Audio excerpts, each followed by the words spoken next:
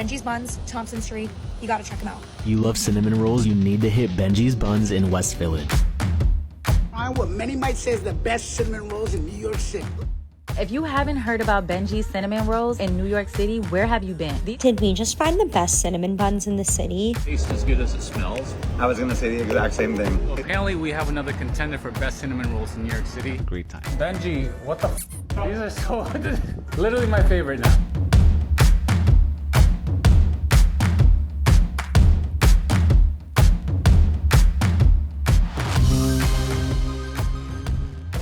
Hi, welcome back to the podcast. Today we have Ben Michael, the owner of Benji's Buns in New York City, and I'm super excited to interview him and get to know you more. So I first came in here, tried one of his buns, and it was one of the best things I've ever had. Your favorite, the Biscoff one.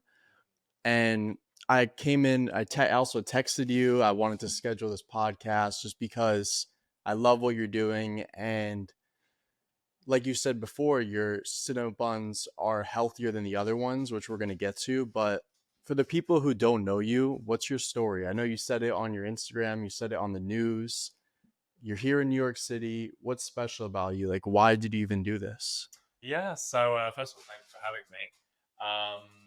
I started Benji's Buns about 3 years ago now. Actually just on the cusp of when the pandemic was ending. I was really suffering with very bad eating disorder. And that led me to lose a lot of weight. So I was at one stage, I was weighing less than, I think I was weighing about 80 pounds at one stage. Wow. You know, I was really, really... At your height right now? Yeah, wow. At my height, a twig, basically. And that eating disorder basically sort of propelled me to do this. I started baking at home, just in my parents' kitchen, making lots of different variations of cinnamon rolls, because for me that was a comfort food. That was something. Every time I used to go on holidays to America, I would always get a cinnamon roll there, and that really brought back to me, okay, food is safe. Food is something that is good. It's positive. And so I launched my first store in the UK. Just after the pandemic. We ended up going viral over there, and I was talking about the story and sort of empowering people on the likes of Sky News and GB News. And then really sort of the back end of last year, I started to go, do you know what? I think this would do really well in America. And after now over a year of everything in the works and trying to get my visa and working day and night, we finally managed to open 3 months ago the first location here in the States in New York, and I honestly couldn't be more proud of it. It's super successful right now. Yeah. It went viral again. Yeah. So before we get into your stores and stuff like that, I want to go back to your illness and the sickness. When you were on the news, you said that even when you got food put in front of you or you saw food at all, you just felt sick, you felt ill. What was that like? I mean, it was probably really hard to find cinnamon rolls, find your comfort food. Yeah, it's do you know, the way I would describe it is it's paralyzing, because you know, food is fuel. You need food to survive, to do everyday tasks. And for me, it got to a really dark stage where every time someone would put food in front of me, I would break down and not be able to deal with it and deal with looking at it, eating it, being around it. I'd have to be in a separate room from anywhere that even had food. So that then led me to not only lose weight, but even I wasn't able to think properly. I wasn't able to function properly. You know, I remember almost like it was yesterday, but there was a good week where I actually was unable to even walk to the end of the block because my body was so frail and weak. And my doctors even said to me, you need to start eating something now, because if you carry on like this, next month you're not going to be here. And when I visited you in the store last time to talk about the podcast, you said that you were on a lot of medication. And were you on that medication without eating? Like, wasn't it messing up your stomach or anything like that? So, you know, part of the issue with having an eating disorder is, well, I suppose it's in the name, it's a disorder. So, you know, everything is all over the place. Your diet's all over the place. So it was like there would be days on end where I wasn't eating anything and wasn't putting anything in me, but I was still putting the medicine in me. Yes. And again, then that was making me feel ill. And so then I wouldn't take the medicine. And it's a vicious cycle because again, it comes back to it. Food is fuel. Food is good for you. Yes. If you don't put that in you, it's like a car without any petrol. It doesn't function. So then you found your love for cinnamon rolls. That was your comfort food. And when was the moment where you were making it in the kitchen and you decided, I really feel like people will like this? So I grew up in quite a big household. I've got 4 siblings. So, and then, well, we won't count the dogs and the cats as well. But I knew it was something good because in the pandemic, when I finally started to cook this stuff and be comfortable with it, my family, my friends were just fighting over this. Like literally, I would just make Did you make your own recipe or did you Yeah. copy someone else's? No. So I originally at first I was like making lots of different recipes Okay. and trying out, and then I kind of infused all these different recipes together to make my own. And that's the beauty of baking, is there's always room for perfection. Yes. So yeah, it got to the stage where like I would only bake 10 or 20, but I'd put them out. Next morning I'd come down and they're all gone, Wow. my siblings, my parents, all of them were eating them. And I was a realtor actually previously, before all of this. And so how old were you when you got the illness? I was 19. So you were a realtor before you were 19? I was a young realtor, yes. I left school when I was 16. So yeah, I've always been sort of entrepreneurial and sort of driven to do things. I've never been someone who likes being sort of directed and told what to do. I very much just like, no, I'm 16 now. I'm legally allowed to work. I'm going to go and work. That's great. You probably got a lot of knowledge from that. I mean, did you take any of the knowledge from real estate and put it into your company now? Yes, actually, yeah. One of the biggest, I would say, learnings from being a realtor that I've incorporated now into what I do is the art of negotiation. Okay. Particularly when I've been negotiating with landlords and different clients or vendors. It all comes back to my experience as a realtor, being able to negotiate the best deal. Again, sales techniques as well. Not everyone is good at sales, and that's fine. But I would say being a realtor taught me how to sell and sell really authentically as well. And I went from selling houses to selling buns. I think that's totally different. The method is the same. You've got to be very bubbly and energetic, and you've got to be able to read the room as well. Yes. If you, for example, like if you see someone and they're giving hints they're a bit thirsty or they're looking for coffee, you offer them a coffee. You say, do you want a latte with that? And already you've upsold.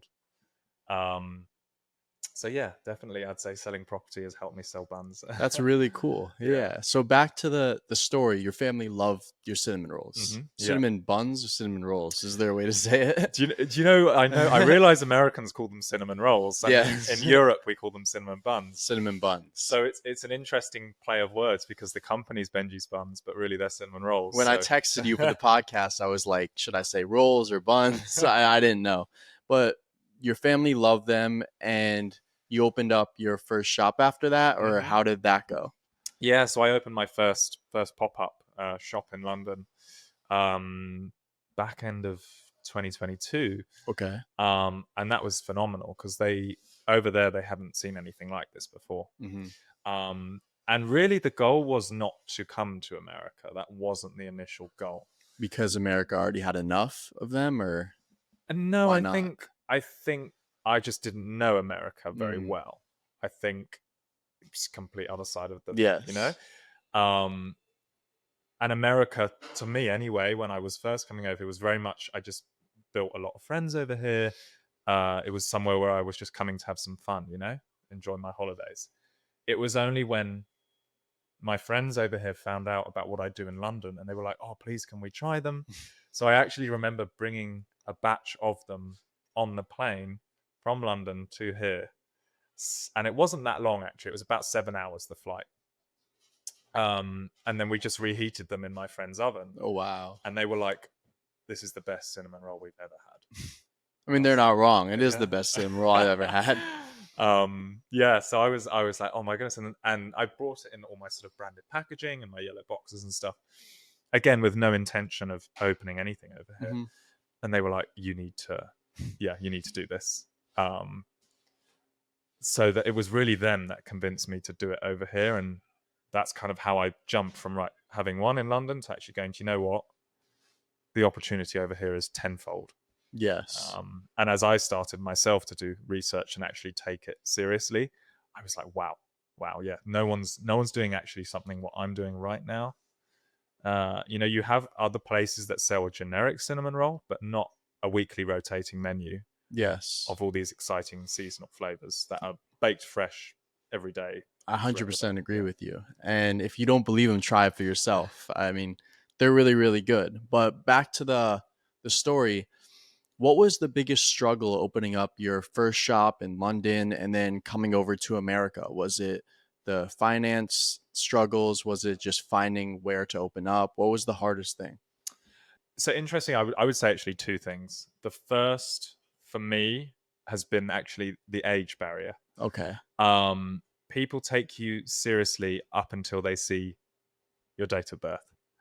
And so when it was London, and I started it, when I was about 21, 22, that was a headache. Did you look very young? Was that it as well?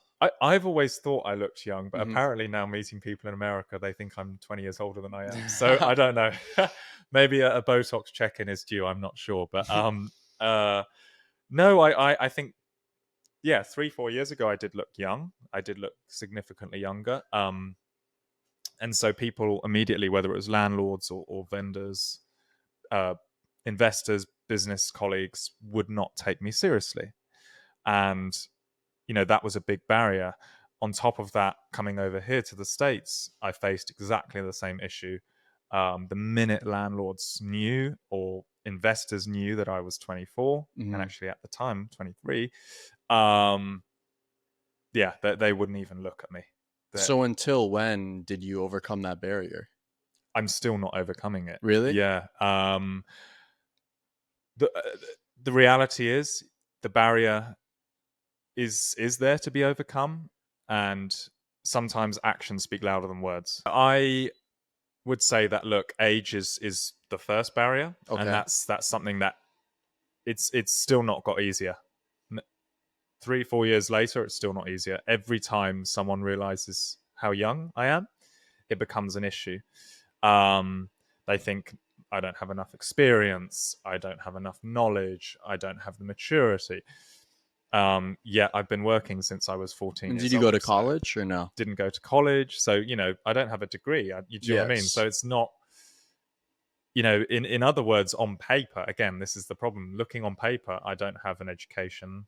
I'm young. Yes. But actually, actions speak louder than words. I've got 10 years experience as someone who's been paying taxes, paying bills, applying for my first mortgage in London, opened my first physical location in London, now opened second location here in the States. So I would say, the way to overcome it is, whether it's an investor, whether it's a business partner, whoever it is, and they're looking, well, I'm 40 and you're 24. I know more than you. I go, well, look at the numbers. We've gone viral. We're selling thousands and thousands of buns every day.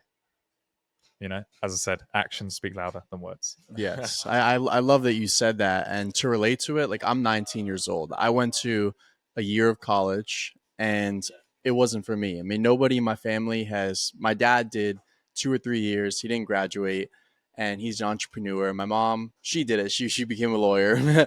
But I look at it and I feel like a lot of people my age are going in there to kind of waste time. I mean, they're drinking, they're smoking, they're partying.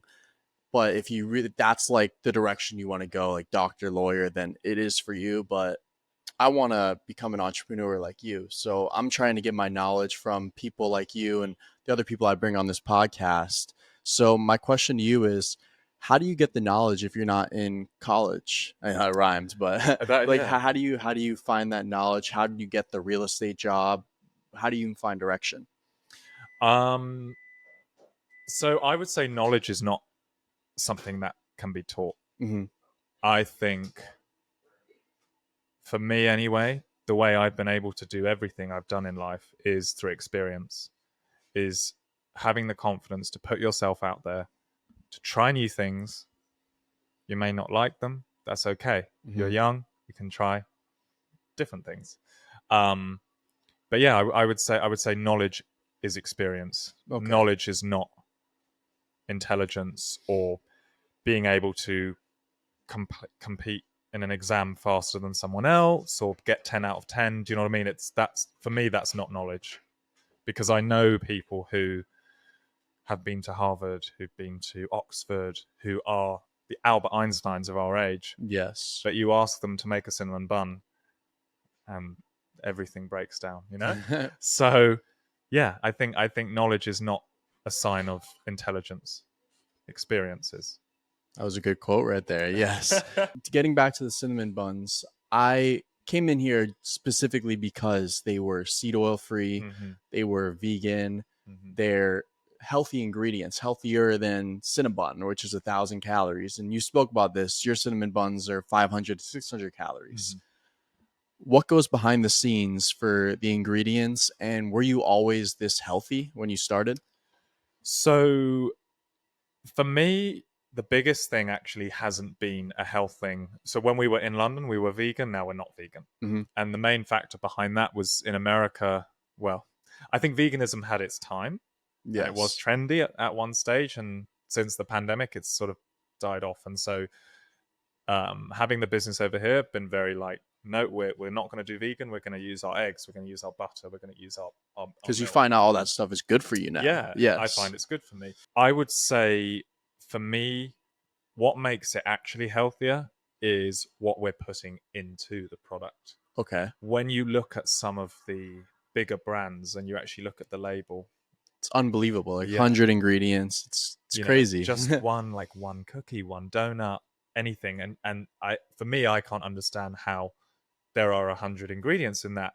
Now, without giving our recipe away, yes, there are not more than 8 ingredients in our recipe. So, and all of them are, organic, fresh, made in America products. That's amazing. Yeah. Because I came in here and there's a bunch of people, like we'll put the videos, the lines and everything like that. People come in here getting these cinnamon rolls, cinnamon buns, because they taste so good, not knowing that they're actually good for you. Yeah. Like they're not made with any of the bullshit and stuff like that. And that is so important in America. Yeah. Well, it's amazing. People come in and then they get sort of overwhelmed at first and they think, oh, is this like 1,000 calories? We're open. And we say to them, no, it's not 1,000 calories. It's 500 to 600. But I think psychologically, when people see a sweet treat, they think it's 1,000 calories. Yes. So how hard is it to get your ingredients from, like we talked about before, I was like, did your Biscoff change? And you said your manufacturer, is that what it is? Manufacturer didn't ship, he shipped like bigger cookies. So is that a problem, getting certain ingredients from certain places? Because I know when you get your ingredients overseas, it's really hard to get them and stuff like that. So is getting your ingredients in America very, very important?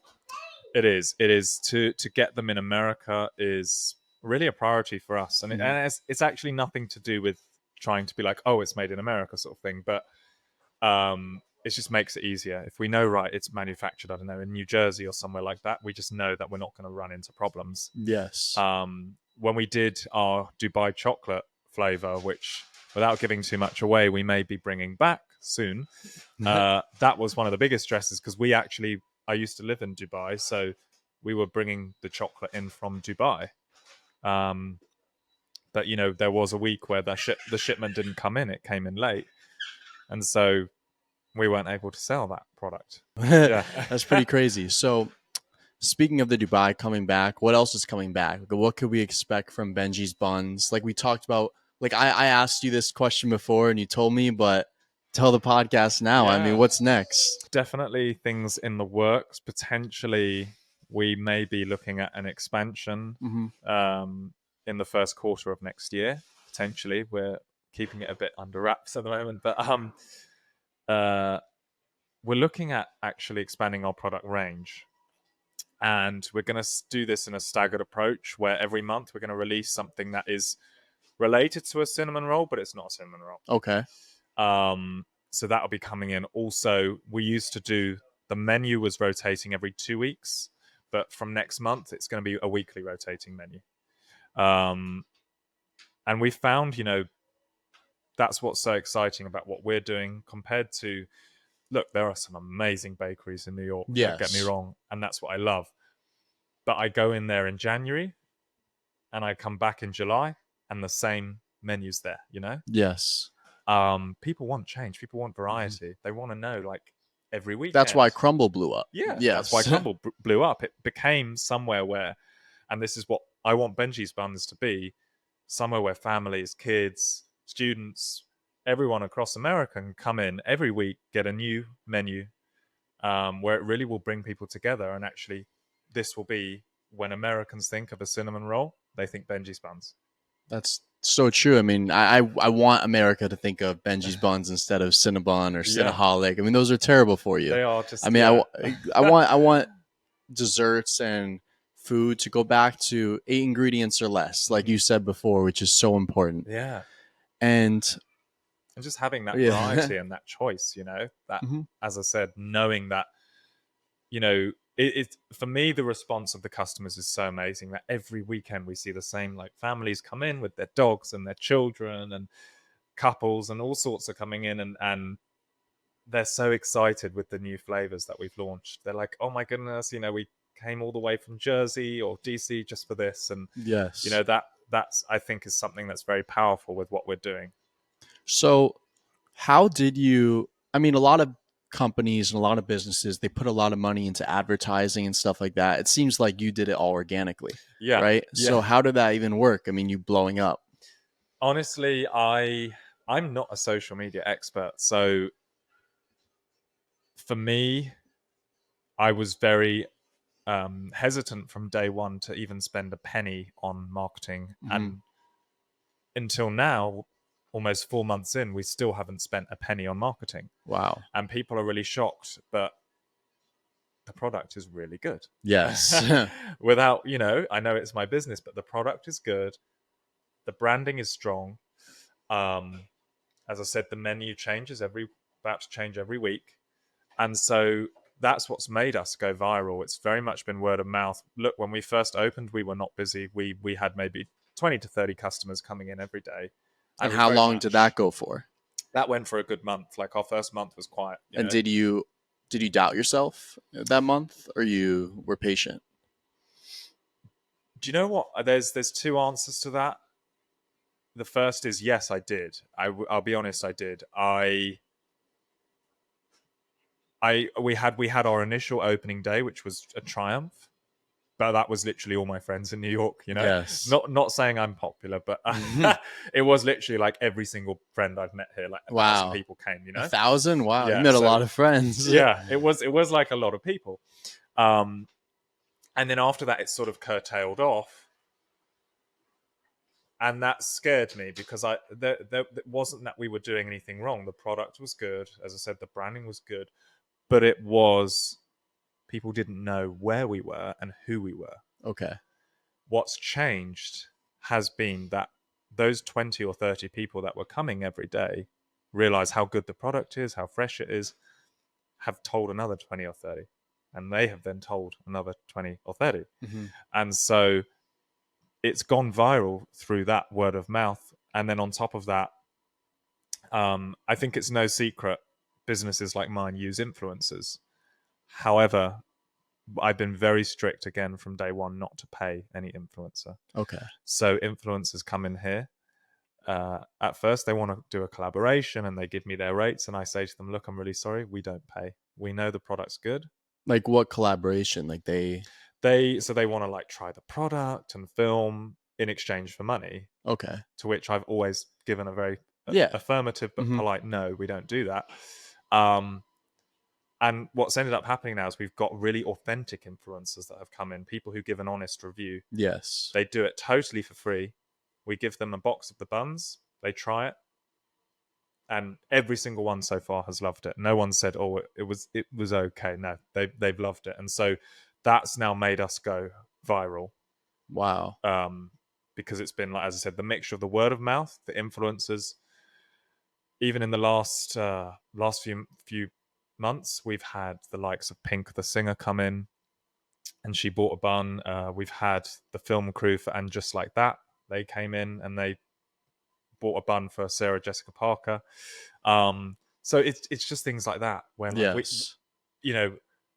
obviously I have been contacting people and trying to promote the business. That's my job, but at the same time I'm letting it happen very organically, and if anything, everything is happening the way it's meant to be. Because had we gone viral in month one, there were still teething problems with staff, with production, with storage. There's so many initial teething problems when you open a business, but now we're at a stage where we've perfected it. So I'm like, yeah, let us go viral. Bring as many people as possible. And when you opened the business, when you opened this, last time I spoke to you, you said Benji's Buns is like your baby. Mm-hmm. And I said, did you lose any relationships on the way, or what was the road like on the way to Benji's Buns in New York City? I mean, it was probably rough, right? Yeah. I think, look, owning a business, and I think anyone who owns a business will appreciate and understand this, it's a very, very lonely journey. It's a very lonely life, because yes, you see customers and they come in every day, and you're working with colleagues, but your colleagues and customers are not your friends. As lovely as that would be, they're not. It's a very professional relationship. And so when you are working insane hours, 7 days a week, sometimes you're working even close to 24 hours. It's not like you can go, right, I'm going out with my friends now, or going to dinner, or I'm gonna take 3 days off to go to the Hamptons, or do you know what I mean? That's not an option. And so you do end up, unfortunately, I wouldn't say losing friends, but becoming isolated from everyone, because people start to question, oh, why is he not coming out with us tonight? Why is he not at a party? For me, yes, it's lonely, but I don't see it like that. I see I'm building something that's going to be really big. It's going to be amazing. And as I said, this is my baby. Yes. So how do you balance your entrepreneurship, your work, your lifestyle, your baby, and your social life, and having fun and eating healthy? I mean, how do you balance your lifestyle and your job? That's a tricky one, because I'm still working that out myself. I would say, look, you balance it by prioritizing things that are good for you, both physically and mentally. So by that, what I mean is, with any entrepreneur, you do get to a stage, and I think I'm getting close to it, where I can take, the weekend off. I think you have to still have in the back of your mind your baby, your business, and go, right, I have the weekend off. Am I going to go and, I don't know, get absolutely hammered at a bar, which has repercussions? Yes. Or am I going to go, do you know what? I'm going to go to the gym, I'm going to go for a run, and I'm going to do a really nice brunch or housewarming with just, 5 or 6 close friends, And I think that's what's changed for me in the last few months. Okay. Has the whole kind of, look, New York, everything's on your doorstep. There's so much distraction. It's hard to gain weight, I'll tell you that. Yeah. I mean, it's easy to gain weight. Yes. Yeah. Oh my goodness. But no, I think having balance for me is defined by, as I said, having the business in the back of your mind, but balancing it with things that are good for you.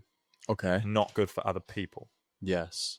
So, like you talked about before, like being selfish. Mm-hmm. So that's what being selfish means to you? Yeah, I think, as I said, it's interesting, particularly somewhere like New York, where people are always like, wanting you to go out and you've got 100 parties to go to or 100 events. Saying no is not selfish. It's saying I love me and I prioritize me and I'm going to put me first. Okay.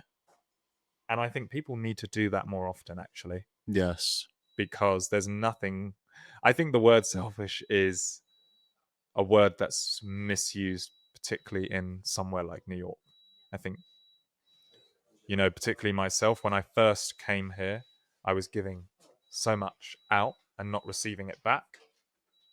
And now I'm just gonna do the opposite. I'm gonna give less of myself out to people and focus on what matters to me. Yes. I mean, for me, that's really great advice, by the way. But for me, I always make excuses. Like if it's a birthday, I'll say, all right, I'll go because it's their birthday. Or if I'm on vacation, I'll go because it's a vacation. I'll cheat on my diet like that. Like, do you ever find yourself making those excuses, like stuff like that? I do. I think, look, we're all human, and we forget that when you own a business, you still make mistakes every day. Just because you're the boss or whatever, it doesn't mean that it's. I kind of describe it as when you're the boss, it's almost like you're a teacher at school, and when you're that child in the classroom, the teacher's always right, and you almost don't think of your teacher as a human being. Yes. But just like a teacher, a boss can have a bad day, make mistakes, be distracted. So yeah. And like you define balance and selfish, what does success for Benji's Buns mean to you? I mean, when you're gonna look at it and be like, "Wow, I made it." I think success for me would be when we get to a stage where we are across America. That's the goal, to be in every state, all 50, so that every single state knows, right, we want cinnamon rolls, it's Benji's Buns. The same way when you want a donut, it's Krispy Kreme. Yes. You want a cookie, it's Crumble. Yeah, for us, you want a cinnamon bun, it's Benji's Buns. So, I mean, all these places, it's either the thing that makes them special is they're cheap, or they taste really good, or something like that, or they're everywhere, like Dunkin' or McDonald's. What makes Benji's Buns special? I would say the fact that we are not a traditional bakery. So other bakeries open very early. They open 7, 8 a.m. and they close early. We are, I would actually go as far to argue we are the sort of bakery that has become a dessert / bakery shop, a mixture of the two, because most people think cinnamon buns are a morning thing, Yes. a breakfast treat. We are opening now pretty much midday, and we're going right through till midnight, and we're going to copy that across America. So that, I would say, is the first thing that makes us different, is we're a late night bakery. The second thing, we bake a fresh tray every hour at our bakeries. So instead of just filling the display at 11, 12 o'clock and it just sits there for 7, 8 hours, the new trays come out every hour. And I'd say finally, what sets us apart is that weekly rotating menu.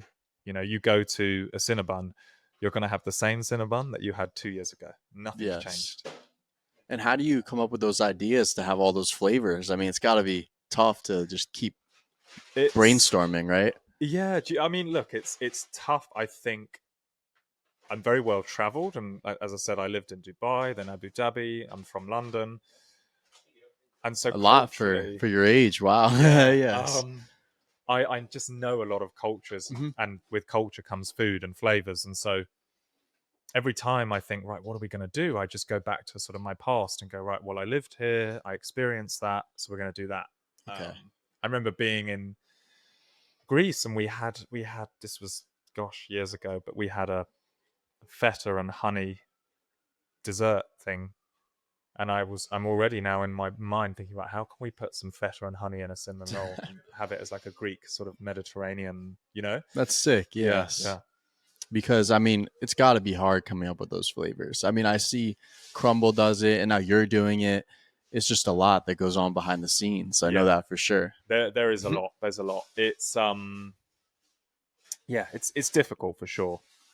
Because with every flavor you change, again, the difference with us is we don't, a lot of bakeries as well say that it's a new flavor and it's not, because they just smother some icing on top. And Yes. we actually fill the buns inside with different fillings. So like if you're having, for example, a pumpkin bun, it's going to have pumpkin inside. And I would say that's probably the biggest stress, because then So you're saying the other places they use the same flavor but just put a different icing? Wow. Yeah. I didn't even know that. Wow. Yeah. Whether it's donuts, cookies, the base is always the same. They just literally sprinkle something on top and call it, and it's all marketing at the end of the day. Like, it's, Yes. what it is to us is something different to the consumer. But for me, that was part of the driving factor behind actually filling the buns inside as well, and having that rotating menu. Was I was fed up of going to places that I thought, look, the food's great, it's great, but I want something new now. Yes. There's nothing worse than being a loyal regular customer that goes to your local coffee shop or whatever it is, pizza place, and the menu is just consistently the same. Yes. I mean, it does get old. Yeah. Yes. Yeah. I mean, how long do you go to your favorite pizza shop and just have pepperoni? I mean, even pizza they change now. Now there's hot Yeah. honey and all the special flavors. Yeah. You get a lot of pizza in New York? I do, and I love it. Oh, that's my secret guilty pleasure is pizza. Yeah. And I never used to, because in London, pizza's really bad. Well, actually Europe as a whole, even Italy, it's not good. But here, oh my goodness, yeah, pizza I can eat every day. Pizza and the buns, and I'm happy. The crazy thing is that the best pizza places in New York, the most popular ones, they use ingredients all shipped from Italy. They only use olive oil. Yeah. And just like your cinnamon buns, you use the best ingredients. And I feel like that's what makes it so popular that people don't even know. Yeah. Is that the better ingredients, the better it tastes. Exactly. And as I said, we're just at the start now. We've just gone viral, and this is our first location. But as we grow, the quality is going to stay exactly where it is. It's if anything, it's going to get better and better. Yes. We're going to be fresher. We're going to be tastier. We're not going to do what other companies have done, where they grow and then suddenly the whole recipe changes, the ingredients change, the quality changes. No. That's great. And before we finish up, I want to ask you just two more questions.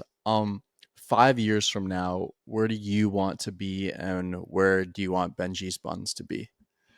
I'm very optimistic, and I'm a very ambitious individual. 5 years from now, I want us to have 100 stores. I want us to have 100 stores across 50 states. Wow. And where do you want to be, in Florida? I do, yeah. I need sunshine. I need sunshine all year round. I need a beach. I love the sea. I need that. I think New York will be good for the first few years, and then it's Florida. Yeah. Wow. And then what's your biggest piece of advice to a young entrepreneur like me who didn't go to college and wants to kind of follow your footsteps, wants to do what you did and get the knowledge that you have? How do I even start? My biggest advice, wow. I would actually say, never let anyone tell you can't do something, because you can. If I let everyone who told me you can't leave school at 15, you can't open 15. a business. Yeah. So you didn't even finish high school? No. Wow. Literally dropped out. You can't get a job without having a degree. You can't move to America. You just it's not possible.